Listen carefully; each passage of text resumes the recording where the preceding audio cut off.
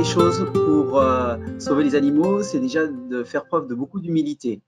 Parce qu'il faut connaître précisément la façon dont ils vivent, le lieu où ils se trouvent, et voir comment au mieux aider à ce que leur population se maintienne, à ce qu'ils soient en bonne santé, à ce qu'ils se reproduisent et à ce qu'ils soient le plus nombreux possible dans les meilleures conditions possibles. Donc tout ça nécessite pour commencer un travail de connaissance autour de chaque espèce concernée. Et puis après, effectivement, on voit qu'il y a souvent un certain nombre de menaces qui pèsent sur ces animaux. Et l'idée, effectivement, une fois qu'on connaît leur façon de vivre sur un territoire, c'est d'essayer de réduire ces menaces.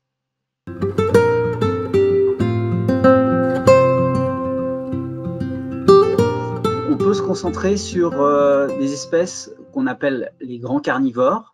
Alors, ça fait un peu peur comme ça parce que grands carnivores, mangeurs de viande, prédateurs, etc. Mais plus simplement, ces espèces-là sont ce qu'on appelle des espèces parapluies, c'est-à-dire qu'en fait, leur existence conditionne celle de tout un tas d'autres espèces, des plus visibles aux plus microscopiques.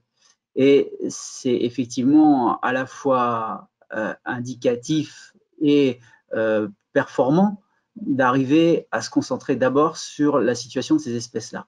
Alors, en France, en Europe, on a quelques espèces de grands carnivores. En France, plus particulièrement, à l'heure actuelle, 3, l'ours, le loup, le lynx, à chaque fois avec des situations de ce qu'on appelle viabilité de leur population, c'est-à-dire de qualité, effectivement, des effectifs qui sont variables suivant les cas pour ces 3 espèces, et donc des programmes d'action qui vont être différents pour arriver à les sauver, comme ce qu'on a évoqué juste avant.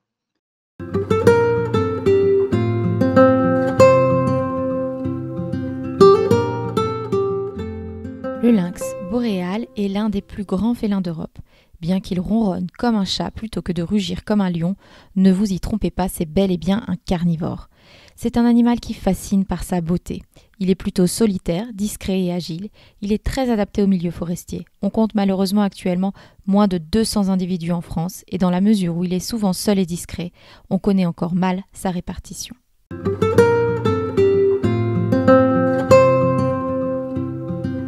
C'est une espèce qui va pouvoir arriver de façon très furtive sur ses proies.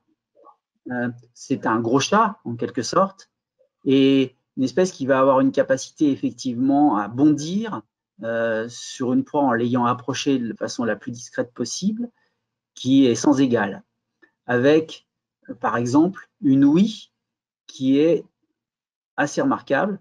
On parle toujours d'œil de lynx, mais il y a une petite confusion avec des éléments liés plutôt à la mythologie, parce que la principale la faculté du lynx, en termes de sens, c'est son ouïe, avec la possibilité d'entendre par exemple un coup de sifflet à plusieurs kilomètres.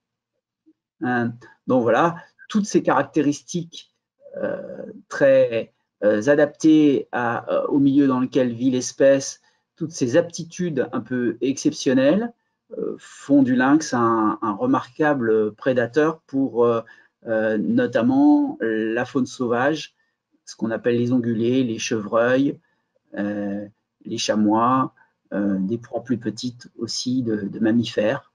Et donc, c'est très important effectivement d'avoir la présence d'un tel prédateur dans un milieu, dans la mesure où l'équilibre par rapport à d'autres espèces qui vont avoir un impact, par exemple, sur la flore. Je veux parler, par exemple, des chevreuils qui vont, par leur consommation de jeunes pousses, de jeunes arbres, qui vont donc avoir un impact sur la régénération des forêts. S'il y a trop de ces animaux, de ces chevreuils, on va avoir une régénération suffisante de la forêt, d'où la nécessité aussi d'avoir un équilibre avec un lynx qui, lui, va prélever un certain nombre de ces chevreuils, avec, en plus de ça, souvent une sélection des individus qui vont être les plus faibles, voire malades.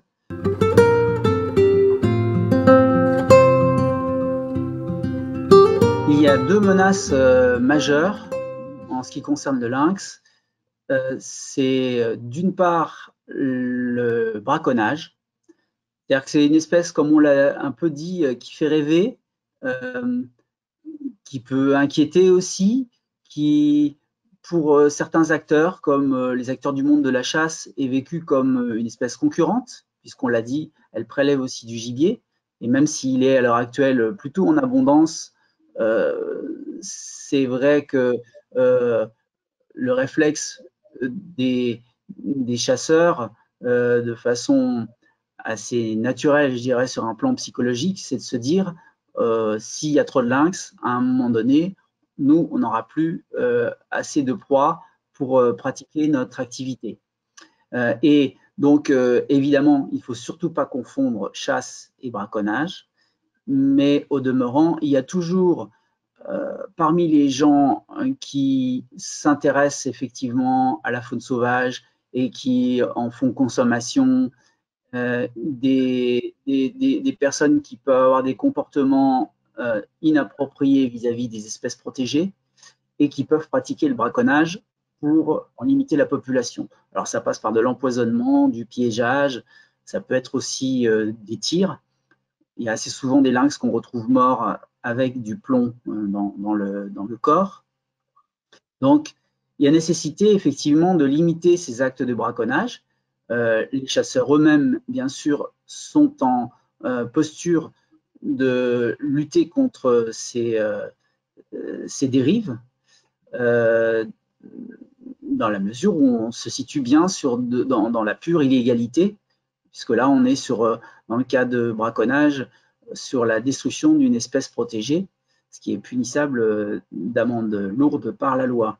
Ça, c'est la première menace. On en a une deuxième qui est très importante également. C'est ce qui concerne les collisions entre des véhicules et des lynx. Sur la plupart des infrastructures de transport, alors que ce soit les routes, bien sûr, les autoroutes, mais aussi, par exemple, les voies ferrées, on observe régulièrement une mortalité de lynx avec des animaux qu'on retrouve percutés et donc la plupart du temps effectivement plus que blessés, quoi, morts. C'est un sujet qui est compliqué parce que le lynx, effectivement, il est très discret. On connaît mal sa répartition à l'heure actuelle. Et donc, faire de la prévention par rapport à ces zones de collision s'avère assez périlleux. Et puis, effectivement, c'est un animal, je dirais comme les chats, dont la vue, l'œil, est fait de telle façon qu'il est très facilement ébloui la nuit par des lumières, par des phares, par exemple, ce qui explique cette situation où on trouve assez souvent, malheureusement, des lynx percutés par des véhicules.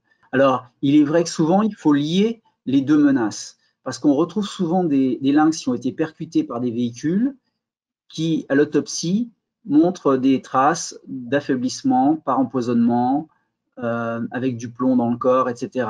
Donc, c'est complexe, mais effectivement, les deux causes principales de mortalité sont souvent liées.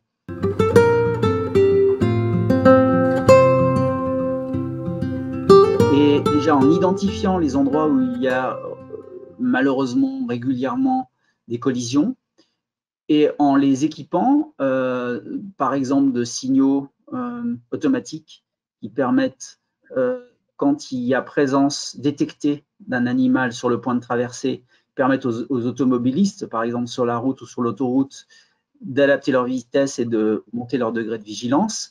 Voilà, ça c'est typiquement quelque chose qu'on peut envisager. Bien sûr, il y a tout ce qui concerne le franchissement de ces infrastructures de transport, avec ce qu'on appelle aussi, par exemple, les passages à gibier, mais qu'il faut aménager de façon à les rendre le plus praticable et le plus attractif possible pour les lynx. La sensibilisation, encore une fois, notamment pour ce qui concerne les automobilistes, Tous ces éléments-là font partie des choses qu'on peut faire, qu'on doit faire pour arriver à limiter la mortalité des lynx par collision.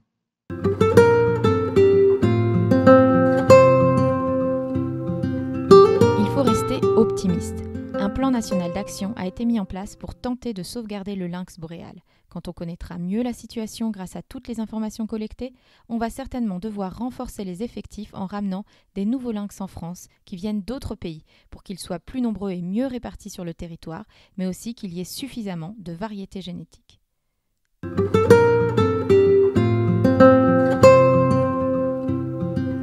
y a beaucoup de choses à faire en termes d'observation. Alors, si on trouve un animal blessé, malheureusement mort, ou si, encore plus, on est témoin d'une situation de braconnage ou de collision, il faut le signaler, effectivement. Ensuite,